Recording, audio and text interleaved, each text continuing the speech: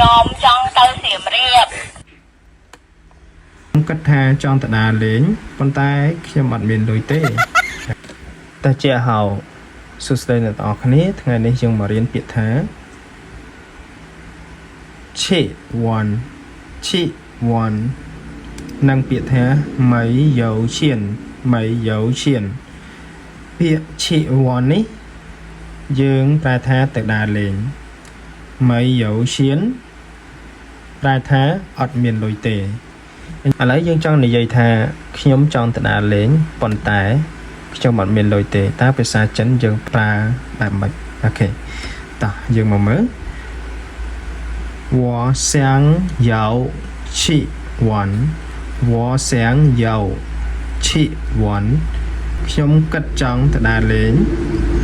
តានសឺប៉ុន្តែ我没有钱ខ្ញុំអត់មានលុយទេតោះ again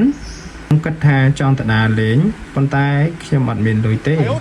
谢谢再见